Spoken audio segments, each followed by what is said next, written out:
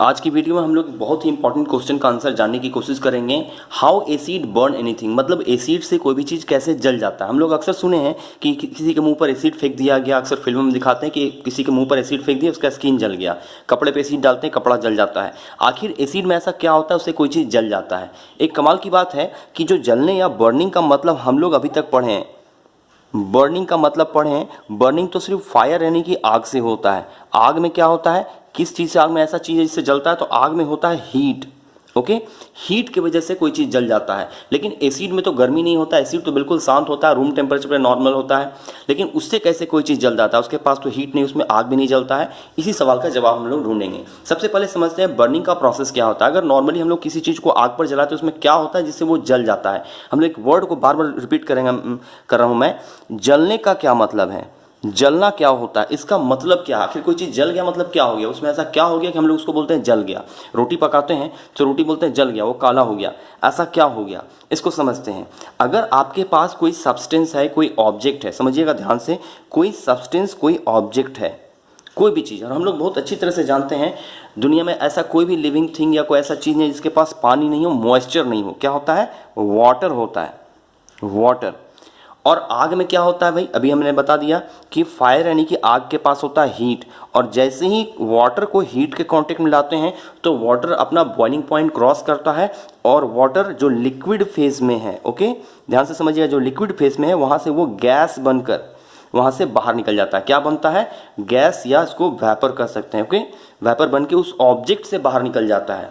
ध्यान दीजिए, जलने का क्या मतलब है। जलने का मतलब यहाँ है कोई भी ऑब्जेक्ट है, कोई सब्सटेंस है, उसके भीतर वाटर होता है। जब उसको हम लोग फायर यानी कि आग के कांटेक्ट में लाते हैं, क्या लिख दें यहाँ, आग यानी कि फायर के कांटेक्ट में लाते हैं, तो आग में होता है गर्मी, और गर्मी की वजह से वाटर जो होता है वेपर बनता है, वेपर बन के बाहर निकल जाता है।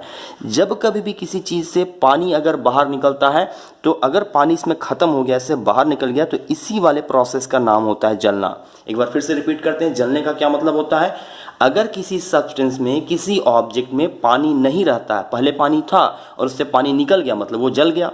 पानी निकल जाने के प्रोसेस को ही जलना या बर्निंग कहा गया है। ओके, यहाँ तक तो समझ में आ रहा है। अब हम लोग ये चीज़ समझते हैं एसिड इस काम को कैसे करता है बिना हीट अप्लाई किए। ओके, हम लोग पढ़ रहे हैं एसिड कैसे किसी चीज़ को जलाता है। तो एसिड के बारे में बहुत इंपॉर्टेंट खासियत जो शायद आप लोग नहीं जानते होंगे, जानते हैं। मान लीजिए हमारे पास किसी बीकर में एसिड रखा हुआ है। ओके, क्या है, एसिड। ये जो लिक्विड मैं दिखाने की कोशिश कर रहा हूँ, इसको हम लोग क्या मान लेते हैं, इसके भीतर रखा हुआ है एसिड। और एसिड के बारे में एक बात आप बहुत अच्छे से समझ जाइए, एसिड बहुत ही ज़्यादा भूखा होता है। किसका, पानी का। यहाँ लिख देते हैं, एसिड पानी का बहुत भूखा होता है। भूखा, इसका मतलब समझने की कोशिश कीजिए। एसिड चाहता है कि हमको जितना ज़्यादा से ज़्यादा पानी मिल जाए। एसिड पानी का बहुत ही ज़्यादा भूखा होता है। अगर आप किसी सब्सटेंस पर एसिड को डालिएगा, जैसे मान लीजिए हमारा स्किन है, कोई सब्सटेंस है, कोई ऑब्जेक्ट है, कपड़ा है, कोई भी चीज़ है, इवन पेपर है, ये जो आप बोर्ड देख रहे हैं इसमें भी थोड़ा मॉइस्चर होता है, ये जो पेपर देख रहे हैं इसमें भी मॉइस्चर होता है। इस मार्कर में नहीं हुआ क्योंकि मार्कर प्लास्टिक का बना हुआ है, इसके पास पानी नहीं होता है। अगर कोई ऑब्जेक्ट जिसके पास पानी हो, मॉइस्चर हो, किस फॉर्म में हो, H2O के फॉर्म में हो, ओके, अगर H2O है, अगर आप उस सरफेस के ऊपर एसिड गिरा देते हैं, क्या गिरा देते हैं, एसिड गिरा देते हैं। और एसिड क्या होता है, एसिड पानी का भूखा होता है। तो एसिड क्या करेगा, उस सब्सटेंस के अंदर से पानी को बाहर खींचेगा। क्या करेगा, इस सब्सटेंस से पानी को बाहर खींच लेगा और अपने में डिसॉल्व कर लेगा।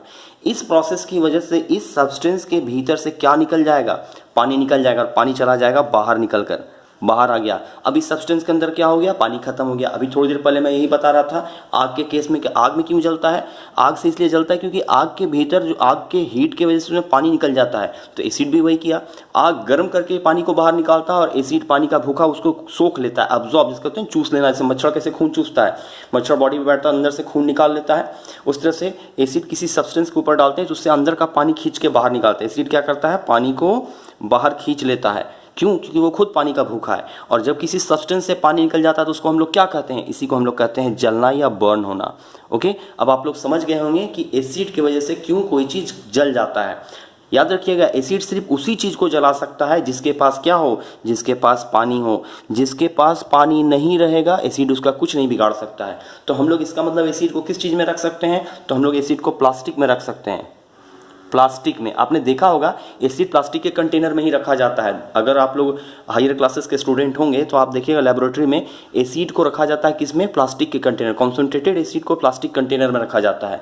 ओके, और डाइल्यूट रहता है तो उसे ग्लास में भी, शीशा में भी रखते हैं, क्योंकि शीशा में भी पानी का मात्रा नहीं होता है। तो जिस चीज़ में पानी नहीं है वहाँ आप एसिड रख सकते हैं, जहाँ पानी है वहाँ एसिड को नहीं रख सकते हैं। आप लोग समझ गए एसिड कैसे किसी चीज़ को बर्न करता है। ओके।